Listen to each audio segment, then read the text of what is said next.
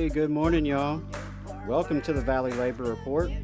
My name is Adam Keller, and this is Shop Talk, our Thursday morning episode we're producing every week with a focus on labor education, history, and training.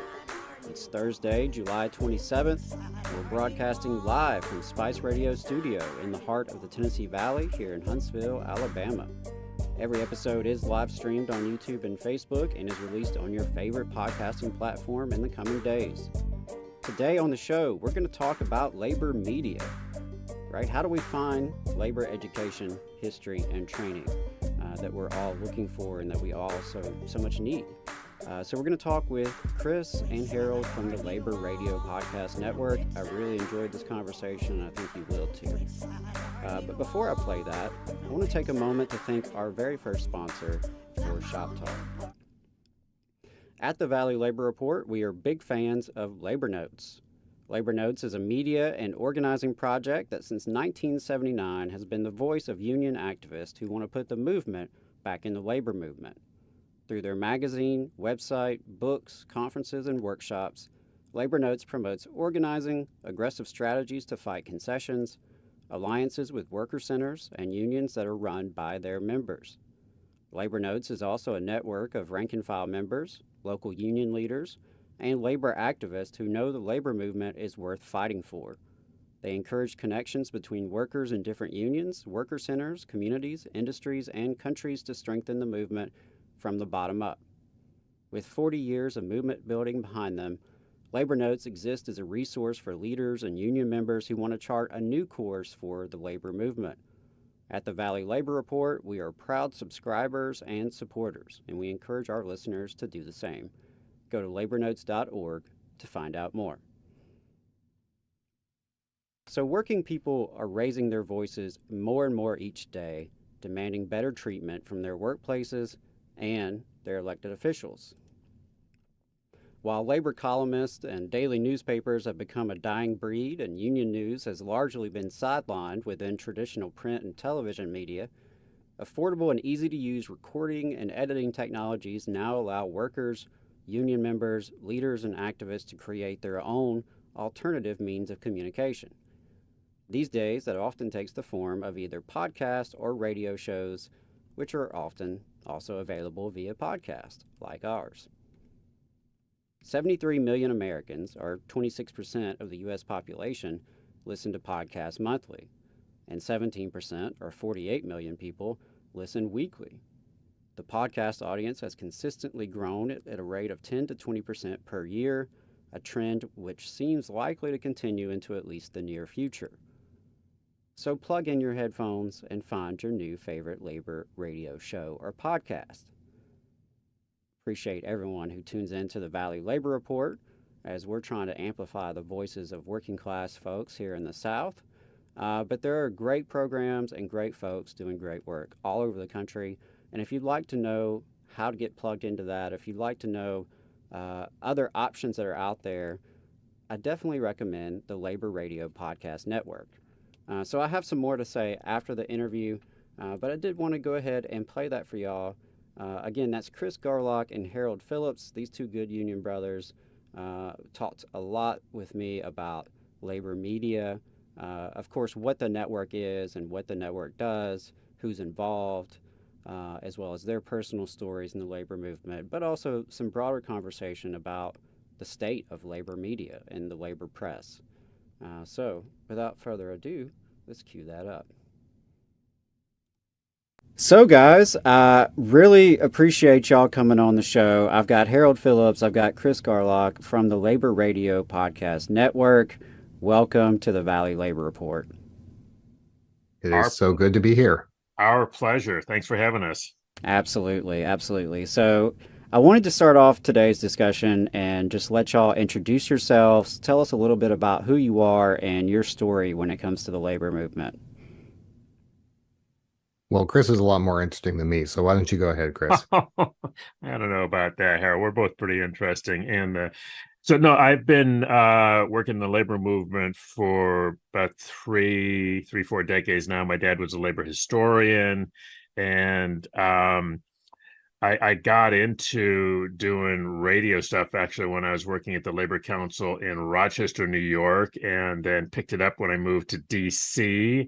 And then a few years ago, discovered podcasts. And so I have a couple of weekly shows I do on WPFW here in Washington, DC, and then about 5 different podcasts, and created the Labor Radio Podcast Network. How many years ago now, Harold? Seems like it's been a while.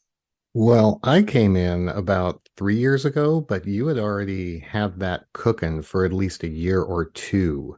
When you initially started it, it was just sort of a conference call that you did regularly. And it was about 3.5 years ago that we really grew it beyond that. Yeah, no, that's right. And basically what happened was that I realized that there were other people out there across the country who were doing, labor radio, and getting into labor podcasts. And I just thought, hey, we should know about each other. We should talk to each other. And honestly, that was about as far. I mean, I just thought if we all got together on a conference call, regularly, good things would happen. And here we are, 200 shows, and we've got a website, and we've got a weekly show and a daily show, and hopefully a conference. I think next year at Labor Notes, we're going to have our first conference of the Labor Radio Podcast Network if everything goes well. So yeah, we've come a long way. Harold, how about you? Which would be kind of amazing, since Chris and I have never actually met in the flesh. We have only ever seen each other in this kind of venue. So yeah, meeting up. I'm not even sure if you have legs, Harold. I've never seen them, so I couldn't testify to that. Well, I biked 45 miles on Sunday, so yeah, let me tell you, I got legs. I feel them right now. Yeah, no, that is actually a really good segue, though. So I'm an actor and a voice artist and a member of SAG-AFTRA, Right on. solidarity with my brothers, sisters, and siblings on strike.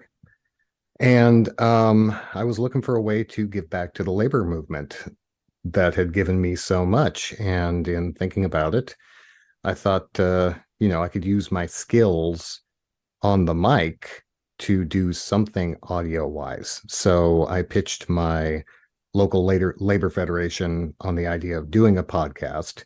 And as I was doing research, I was looking around the internet, as you do, and I came across this labor radio network that Chris had. It was at that point, like a single page on another website or something like that? AFL-CIO actually listed, we had about 50 shows at that point. And you're right, it was just a list of the shows at the AFL-CIO, which had a podcast at the time.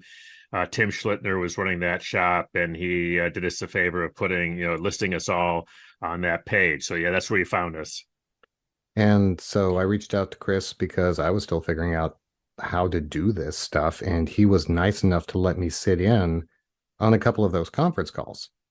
And through that, I got to know some ideas about production and how to put together a show and that sort of thing. My state fed decided not to go with my proposal, but from that, I wouldn't know what that's like either. Yeah, so from that, I actually pitched my local labor council in Vancouver, Washington, and they started producing Working to Live in Southwest Washington. At the same time, Chris and I started working together to build out the network, to build a website and social media and really kind of grow it, find more shows to bring it in. And the two just kind of developed from there. And like we were saying before, 3.5 years later, we've grown to close to 200 shows. And we really are bringing the voice of labor to a whole different bunch of people than I think we had been able to reach out to before. Right, absolutely. And one thing I'm curious about, if y'all could just talk a little bit more about why labor, why the labor movement, of all things to get involved in, you chose to give back to the labor movement. So I'm curious about that. Yeah, for me, I had kind of an interesting journey because I didn't think I grew up in a labor household. My dad was in the Army and Reagan Republican. And when I started acting professionally, my production assistants are barking over there. Sorry about that. when I started acting professionally, I started talking to these union actors and started getting interested. And eventually I joined the union. And it was at that point that he realized, or that he revealed, that my grandfather had actually played a role in starting an operating engineers union in Arizona. Oh, Um, cool. so we actually have a much stronger labor connection than I was ever aware of growing up. But when he told me about that, it actually kind of made sense. Some of the things that he would say as I was growing up, keeping working people in mind, talking about how hard people's jobs were, how they needed a fair shake, that kind of thing. So when it came time to actually step up and be a part of the labor movement, it just felt right to really be a part of it, not just enjoy the wages and working conditions. And that was a natural extension to running for my local board in SAG-AFTRA, working with some labor councils here in Washington State to provide communication services, and doing what I can do to actually buoy this movement, which helps all working people. Chris, what about you? Well, as I mentioned, my dad was a labor historian, is a labor labor historian. He did his research on the Knights of Labor, so that Oh, that's which is cool. something, yeah, I grew up around knowing about the Knights of Labor, which are I think more people know about them now, but back in the 70s when he was doing his dissertation on them, it was pretty far out there. So I just grew up very much aware of that. And then I went to work for the Rochester Labor Council in the 80s, and that just the great thing about labor councils, as Harold certainly knows, and you do as well, is that all the different unions are in the councils. And so I got to work with everything, teachers, operating engineers, building trades, private sector, public sector, and just got a real, coming out of a labor history background, just getting a real crash course in the realities of the American labor movement. And that just put me, right on the picket lines and the battles, for the last, wow, I guess 40 years now. So as recently as the other day, we were at a SAG-AFTRA picket right across from the AFL headquarters here in DC. So And thank you for that, brother. oh yeah, no, it was a very funny one, Harold. They were very specific. It was not a picket line; it was a leaflet, and we were not to Right. yell. We were to be very. It was. I was like, normally we're firing people up, and this was This was like the politest picket line, or no, I'm sorry, the politest labor event I think I've ever been involved with. But a lot of fun, a lot of fun. Right on. Yeah, I really appreciate that. And, I can kind of resonate with your story in the sense of coming to labor from a history background, starting out as a high school history teacher. And it was really my study of history as a young person that sort of engaged me with labor and got me interested in labor, and ultimately led me to the conclusion that the labor movement was our greatest force to, build progress and build positive change in this country for everyday people. So yeah, I think that's interesting, and I'd love to hear that about your dad and the Knights of Labor. So y'all have talked a little bit about it, but could you explain the Labor Radio Podcast Network? It's been around now for, like you said, 3.5 years. You've brought together 200 shows or more. So tell us a little bit about like what y'all do with this network, and really why do you do it? So it's really, it couldn't be a simpler idea, to be honest. We're on a mission to find all of the folks who are doing labor radio, who are doing labor podcasts, and connect them. We need to know about each other. And then we're just trying, we have some shows that are put out by national unions that have tons of resources. I'm thinking of Ask Me I Am Story, which is one of my favorite podcasts, of recent ilk. To the Teamster brother who does his podcast out of his truck on his lunch hour, and everything in between. And if you're doing, I think the hardest thing that we have to do in the core organizing group is try to figure out, I think, Harold, you had one recently that was sort of interesting, but we decided it wasn't really labor. It's sort of trying to figure out who really fits into the network. But it's a really, really exciting time for the media, I think. There's a lot of folks out there, capitalism, which I have a lot of problems with, but capitalism has put the tools of production in the hands of ordinary working people and made it possible for those of us that don't have big budgets and big staffs to produce radio and podcasts for the people. And so we're just trying to connect all of those folks and build, I think, essentially, I don't know that we have essentially, we should have a motto, Harold, but build a bigger megaphone would be sort of my shorthand. Harold, your thoughts? Yeah, no, I think that's actually a great motto, because that is what we're about, is we're about sharing working people's voices. Right. And the reality of the world that we're in right now is that most media is corporate controlled. And Right. so you're not necessarily getting that one-on-one conversation between two working people on the big networks. There are at least 200 shows, though, that have those conversations. And it just made sense to try and put them together and have them under one roof, so that people who are interested in listening to those conversations, finding out about what's happening and how things are being made better, would have a place to go. And so that's why we put together the website, to have all of the shows listed. That's why we put together the social media, so that we could get that out in front of people, and people didn't have to hunt and peck and find these things on their different podcast platforms. And that's why we're still expanding and trying to put together new vehicles to get the word out. No, we should go ahead, and we probably can't say them enough, but laborradionetwork.org, and our on social media, I think same thing, right, Harold? It's Labor Radio Net, actually, Facebook, Instagram, and Twitter. And search for the hashtag Labor Radio Pod, and you'll find posts from the network. And yeah, like I say, we are still working on finding those shows that we don't know about, so that we can have them in one place. I remember I enjoyed listening to a labor radio show out of Pittsburgh for a number of years.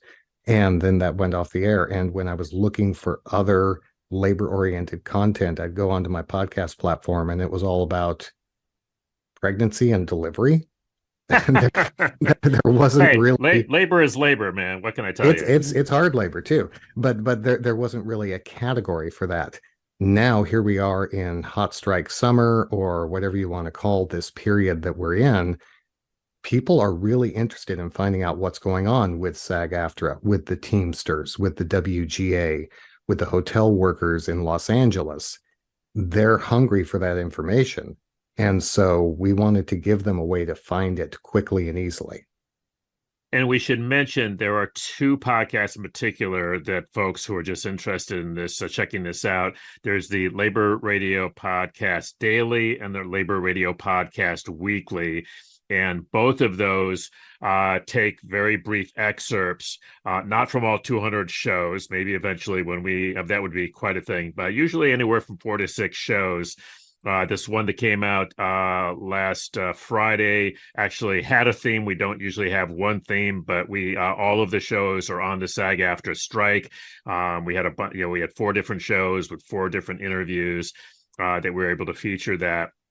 But it basically what we want listeners to be able to do is kind of check out.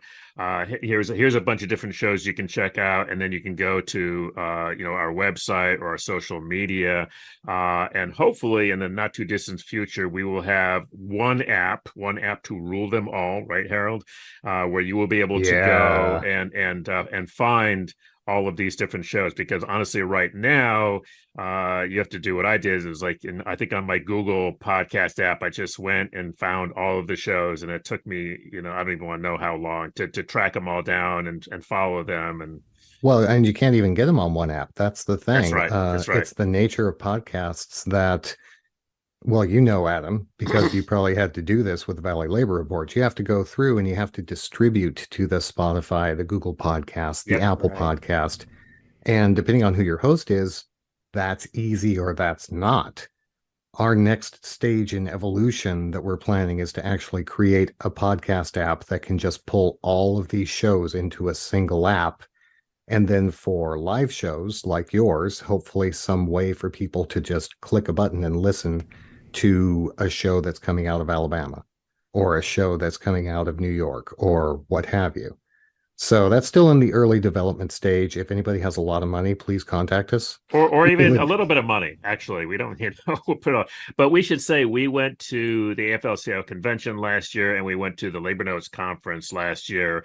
And this is when we realized we needed the app, because when we told people about the network, people were like, "That sounds great. Where do we go to listen to these shows?" And we're like, go to our website. Each show has a listing, and you can click on the link and go there. But it's and not...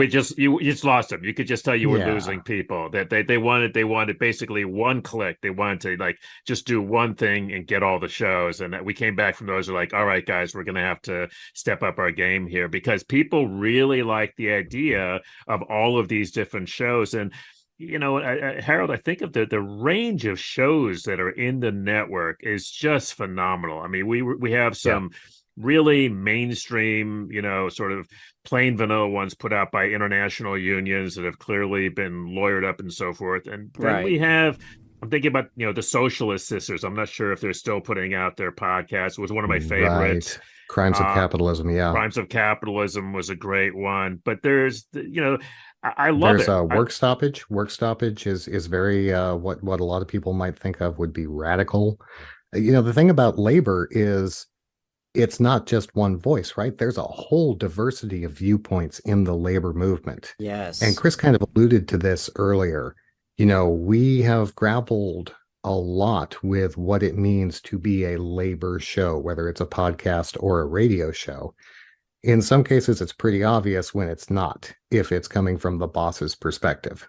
Not. Or if it's those darn unions, that kind of thing. But if it's working people talking about working people's issues, talking about organizing in order to make things better, in our viewpoint, that's a labor show. And that's why we have everything from, like Chris says, union-produced shows to individual working people who just happen to have a show talking about their issues, whether that's a Teamster in his truck or a construction worker talking about what it's like to be a female construction worker in Toronto and talking to other electricians. It all qualifies because these are all some of the voices that make up our movement. And it's really important. We want the shows to be about workers, but we don't engage in, there's a lot of internal politics in the American labor movement. No, right? Really? Just saying. We don't, and we've had some, sometimes, some of these podcasts are consistently, for example, critical of the AFL-CIO. And that can be a problem for the AFL-CIO. But we're like, look, if you're doing a show about working people and working people's issues, whatever, that's the qualifying thing there, not whether you're towing the American labor movement party line, which doesn't really exist anyhow. So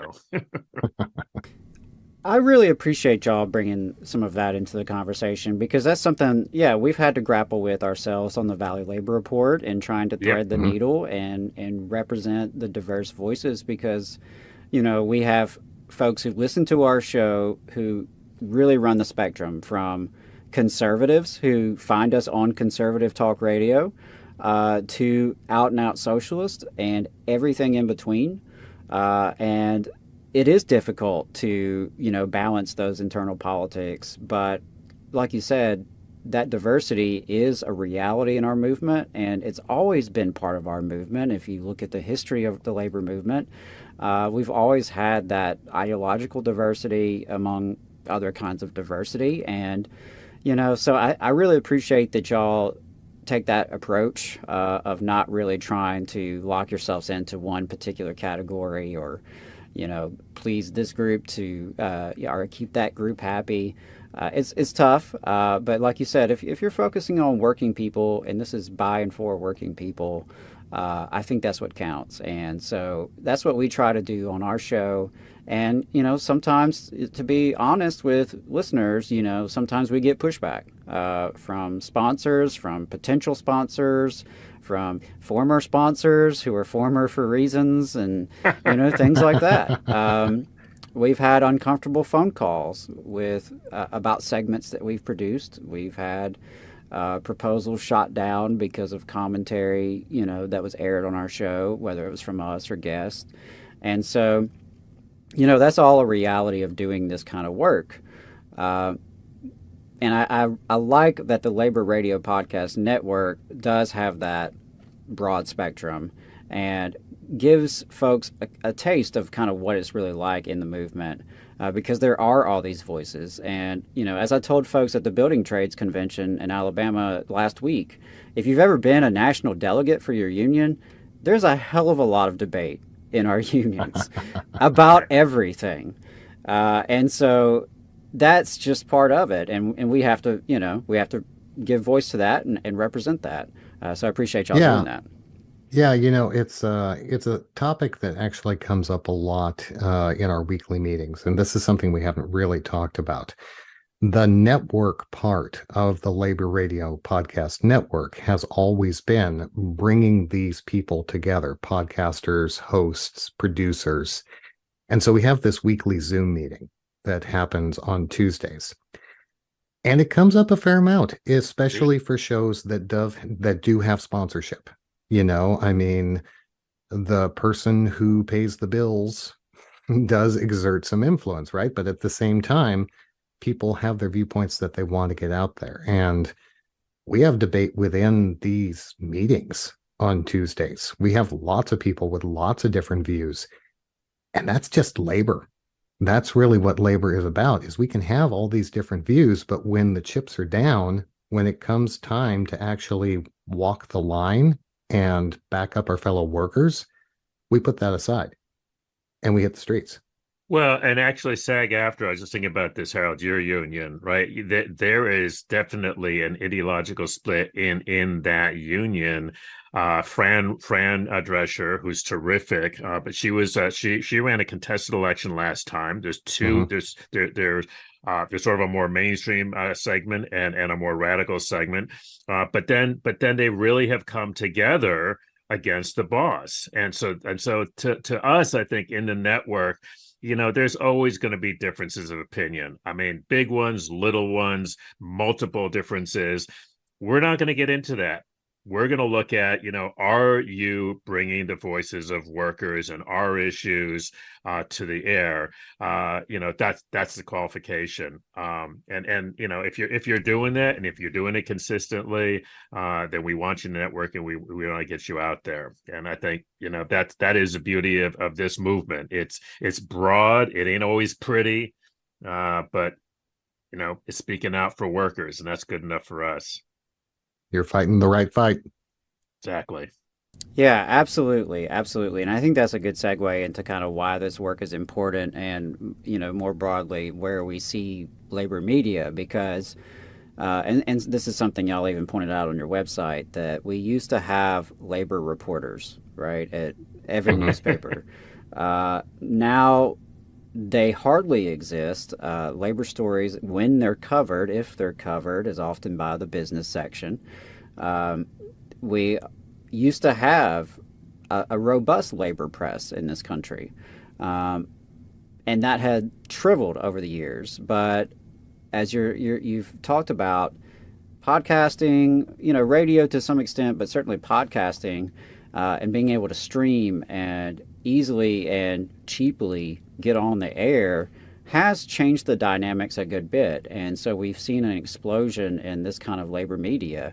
And so, I was wondering kind of where y'all see things with the labor press in this country right now, given that kind of dismal history, but also this, this new energy that we're seeing in the movement overall, with the rise in militancy and the strike actions and the high-profile labor struggles, but also this explosion in labor media specifically.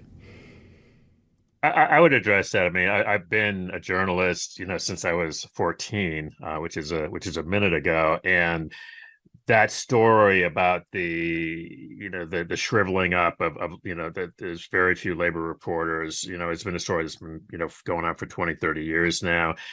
But I would say two things about that. First of all, that largely mirrored the decline of the labor movement over that period of time. Right. And and so the fact that the labor movement has become much more militant, we've seen much more strike activity, and there are actually a number of terrific labor reporters now. And up until probably 5 or 10 years ago, any labor report that did exist, was my age, somebody in their 50s and their 60s. And I am really excited to see labor reporters in their 20s and 30s now, who know their labor history. They know their labor history, but they really are down on the ground, hitting the bricks with the strikes, and they really know their stuff.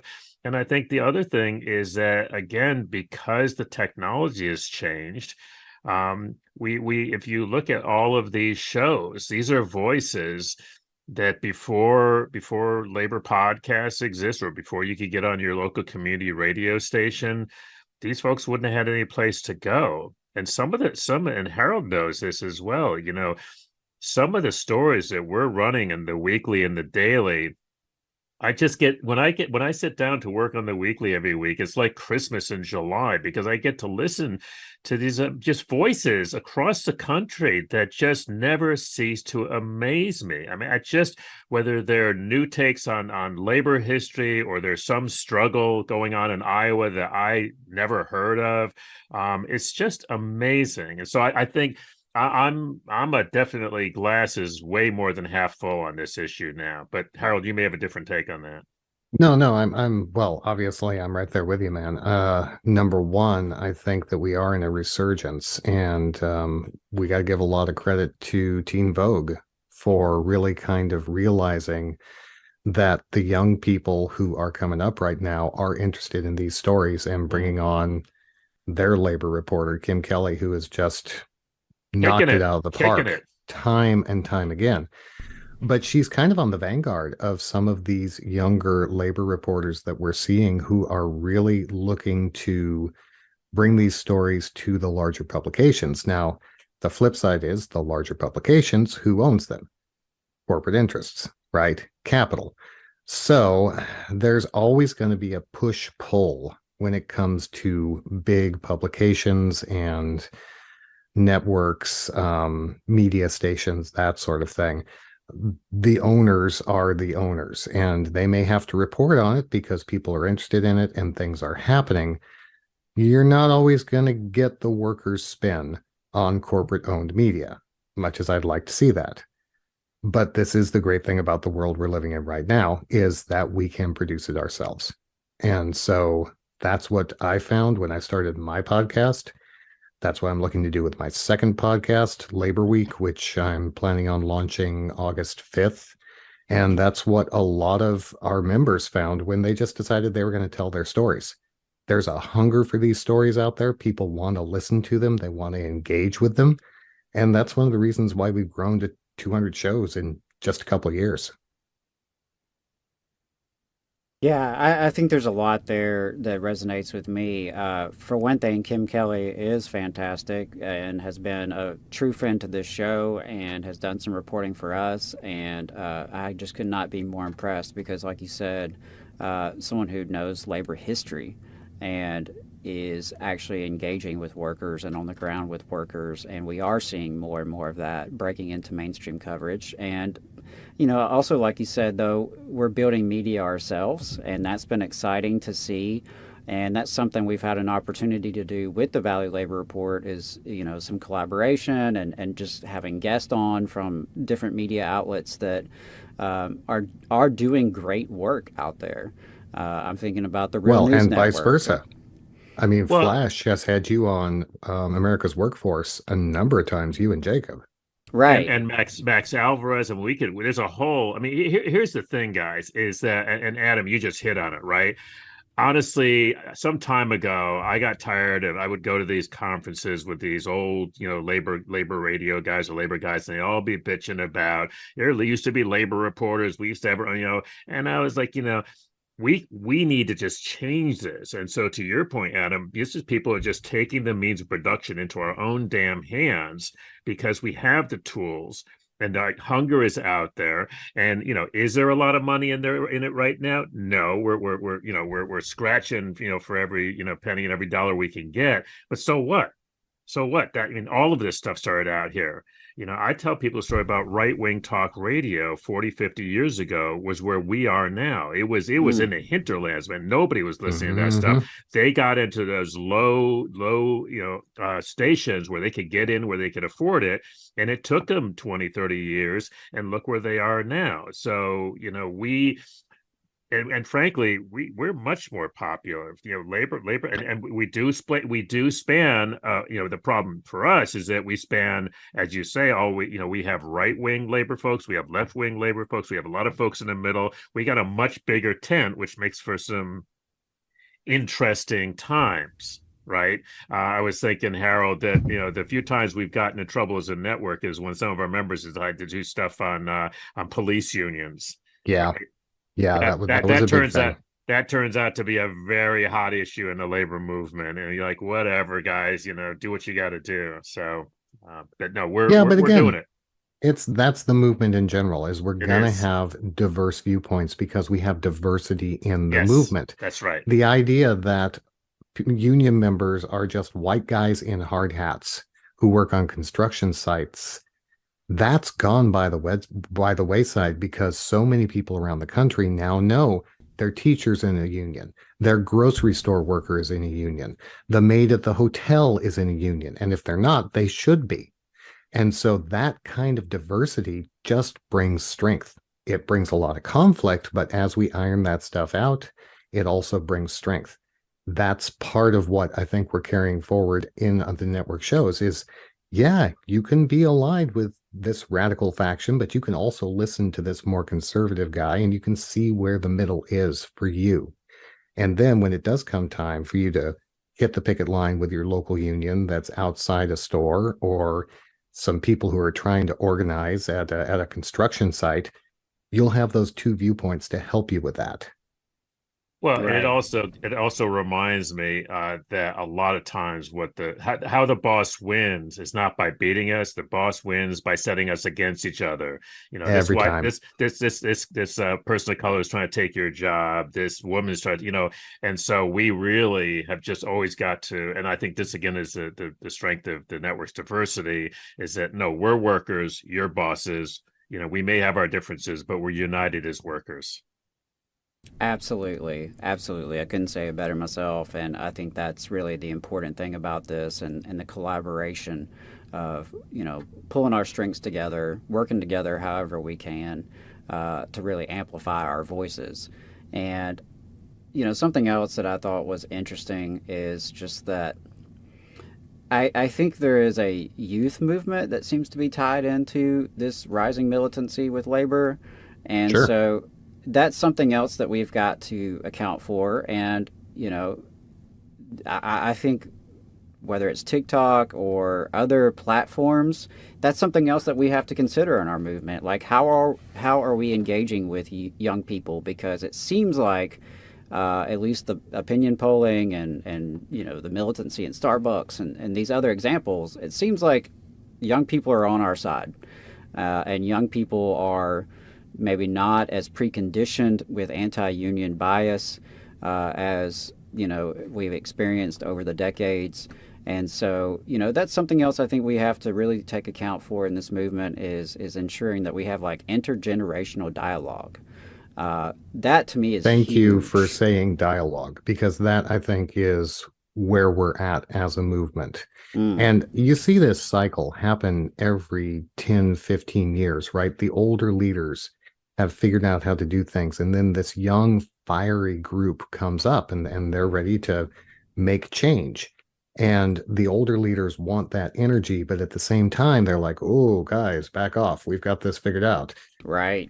Trying to find that spot where we can bring these younger members up and help them move into leadership positions, I think this is where we're at. We need to work together so that we can move to the next stage.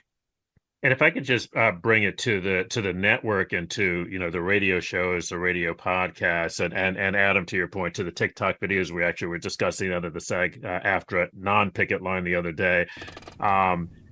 But to Harold's point, traditionally when it comes to union labor communications, they're communications professionals, and this stuff is vetted and it's lawyered and it's signed off on.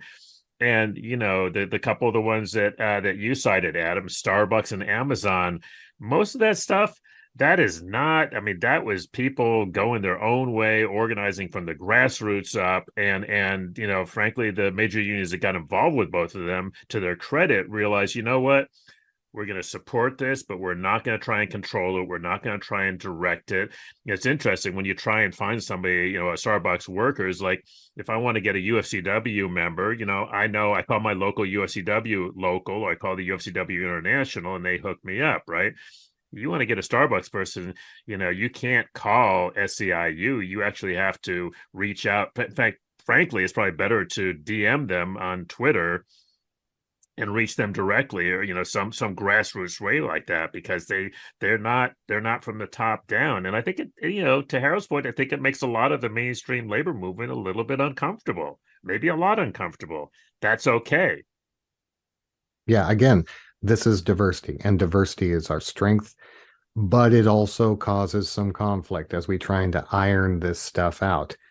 But I think a lot of the more established unions are realizing that there is a fire right now coming from the younger folks who are joining the movement, and they want to bring them along. So I think they're definitely working to get that to happen. Yeah, I certainly hope so, because there is this momentum and we have to ride it while we have it. And I think that goes for labor media specifically, but for the labor movement as a whole. We have to ride the energy and take advantage of it while we have it, and really seize the moment, because there is this greater interest, and that's exciting for me, because as I remind folks that are a little bit younger than me, like, it didn't used to be that way, and for folks who are older than me have seen even worse times, right? And so it's it is just a different era, and I think what y'all are doing with the Labor Radio Podcast Network, of amplifying these voices and connecting different voices together, is really huge. And that's what our movement is all about, is that collaboration and coming together for our common interest. So I really appreciate that. Absolutely, brother. That is what we are about, is bringing people together, whether it's in our weekly meetings or whether it's through the headphones. Right. Right on. Right on. Well, remind folks how they can get connected and how they can find all the great stuff that y'all are doing.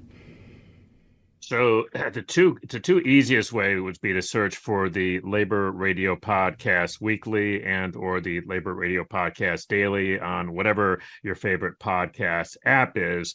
That'll get you sort of a taste of the network shows. And then, Harold, they can find all of our shows where? LaborRadioNetwork.org. Or find us on Instagram, Facebook, and Twitter at Labor Radio Net, and search the hashtag Labor Radio Pod. Guys, I really, really appreciate it. I appreciate the support that y'all have shown the Valley Labor Report. It really means a lot to us. We're just doing the best we can down here in Alabama, and having allies across the country really means a lot to us, and we appreciate all that y'all are doing. And I appreciate y'all joining me today. Well, you guys just keep Absolutely, brother. You guys keep doing it, and we'll keep telling the world about it. How's that? Sounds great. Thanks, brothers. Take care. We'll look forward to seeing you at our Tuesday meeting. Absolutely. Absolutely.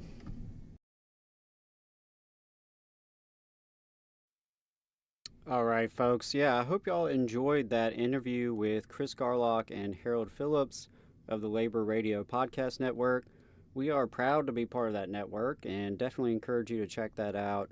After this conversation, I'm looking forward personally to getting more engaged with the network and seeing how we can collaborate and how we can learn from others and see what other folks are doing. I think I speak for the entire Valley Labor Report crew that we really are committed to making this project as good as we can make it, to constantly improve and constantly, bring better and higher quality content to folks. Because we do take it seriously that we have a platform and that we are creating media that some folks are listening to. And so we try to make that worth your time. And we are committed to that. So, looking forward to learning more from folks in the network and getting more engaged there. And I should just say at this moment that, if there are other programs that you listen to and you're interested in some collaboration, you'd like for us to come on somebody else's show, or there's people that you would like for us to interview on our show, definitely let us know. Hit us up, DM us, email us. We're always open to that kind of feedback. We really appreciate that. And I wanted to conclude by talking about why I thought this interview was relevant to Shop Talk, because obviously, as I mentioned at the beginning of every episode, Shop Talk is dedicated to labor education, history, and training. And so we talk about things like what happened this month in labor history. We talk about things like how to make an effective flyer, how to get involved as a new member, those sort of topics. And for me, I thought this was very relevant to, the mission of this particular series. Education is so important. Continuing to educate ourselves about what's happening in the world, continuing to educate ourselves with new tactics, new skills, new strategies, and continuing to educate ourselves on our history and learning from our history. So I do really appreciate what they're doing at the network and what they're trying to do. And the last thing I wanted to mention, just on the note of, the diversity of our movement, and that's something that I think we do have to acknowledge, that you're not going to agree with everything that we say on our program. I don't foresee any program where you're going to agree with everything that they say, and that's okay, right? It's important to have debate. It's important to have dialogue, and that's really what we're aiming for, is to facilitate dialogue by workers, for workers, among workers. That's what's important to us. So we don't necessarily expect that every single person is going to agree with every single, opinion that we have, or, necessarily the coverage that we provide, what stories we highlight and which stories we don't. It's hard to do that. And we're not media professionals, right? I remind folks that all the time. We are not media professionals. We didn't go to school to be journalists. Don't pretend to be otherwise. So we're just a couple, union brothers who, from the grassroots are just trying to amplify working class voices and give a voice to the labor movement here in the South, and particularly here in North Alabama in the Tennessee Valley. So we know that, there's going to be conversations about, are we too left-wing? Are we not left-wing enough?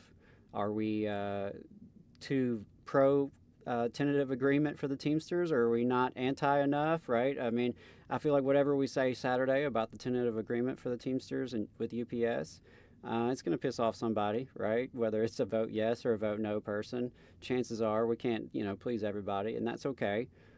We just try to remain honest and stay true to our integrity, and try to be real with folks. I don't like to BS folks.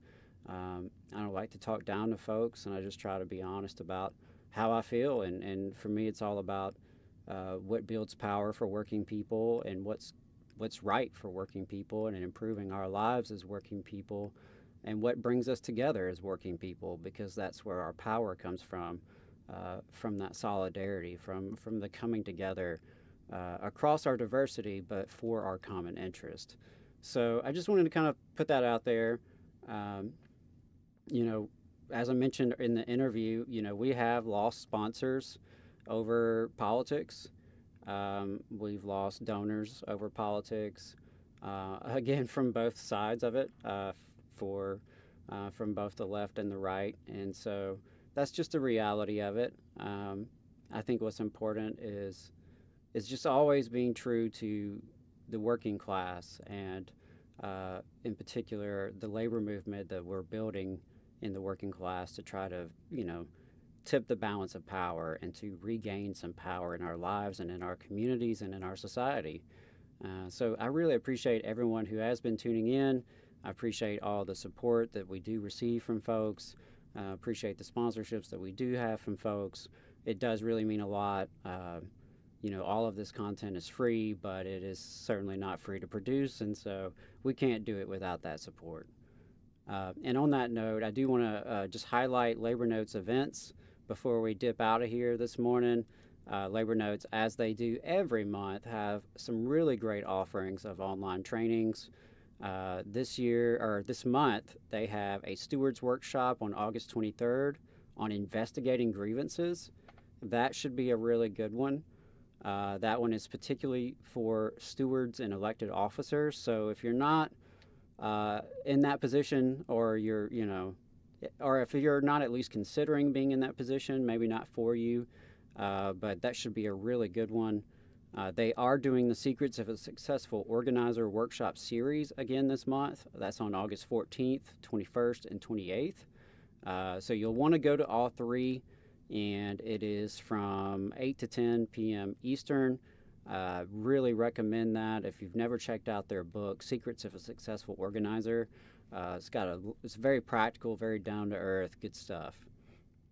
On August 9th is a caucus how-to, and I think that's going to be a really good one because as we've seen across the labor movement in this country, rank and file reform caucuses have been really, really essential to transforming some unions, to bringing more militancy to unions, to bringing more strike actions to unions.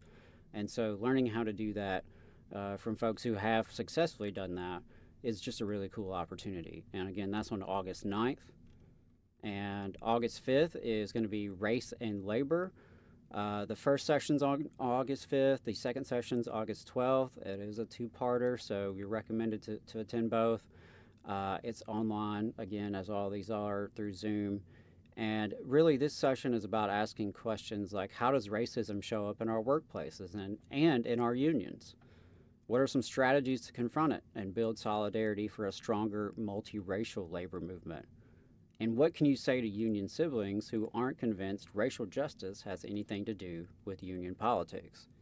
So that's August 5th, August 12th. And August 1st is the workshop, What to Do When Your Union Breaks Your Heart. So if you're one of these people who are experiencing some heartache right now with your union for whatever reason, this may be a good workshop to check out. And if you missed it, I did talk with Ellen David Friedman from Labor Notes last month about this very workshop, so you can check out that episode of Shop Talk. And so as a wrap up here, I want to thank folks for your support. This is, I believe, the 19th episode of Shop Talk, and I do hope it was worth your time. I appreciate everyone listening. And if you enjoyed it, please share it with your network and make sure that you're staying plugged into the work that we're putting out. Just a reminder that the Valley Labor Report is a working class media collective dedicated to lifting up labor struggles throughout Alabama and across the South. We bring you Alabama's only union talk radio show every Saturday morning, with the first half from 9:30 to 11 a.m. live on FM radio through WVNN here in the Huntsville listening area. The entire program is online via Facebook, YouTube, and podcast, and portions of the program are replayed on WZZA in the Shoals and WHIV out of New Orleans. We encourage you to check out our website, tvlr.fm, which we've expanded to feature news and commentary relevant to working people. You can sign up for our email newsletter while you're there, and definitely check out our merch at tvlr.fm/store. We've got stickers, we've got shirts, including pre-orders for our Join a Union or the Boss Will Get You t-shirt, which is, of course, riffing on the classic sign on I-65 in Alabama, the Go to Church or the Devil Will Get You sign. So definitely go to our merch at tvlr.fm/store. Check that out. And finally, we rely on donations and sponsorships to put out all of this free content. We appreciate the local unions and organizations that have sponsored ads on our main Saturday show, as well as Labor Notes sponsoring Shop Talk. Please hit us up if you have ideas for sponsors or if you're interested in your organization or union becoming a sponsor. Our single biggest source of contributions comes from listener donations. You can make a one-time donation or a recurring contribution at tvlr.fm/donate. We do have a Patreon if you prefer to donate that way. We'll even take a good old-fashioned check mailed to our P.O. box. Whether you donate, share, subscribe, or just listen, we appreciate your support, and we can't do it without you. And so if you share our mission to grow the Southern labor movement, if you share our belief in the power of solidarity and collective organization, if you want media that is for working people, by working people, please consider becoming a recurring donor at tvlr.fm/donate. All power to the workers. Solidarity, y'all.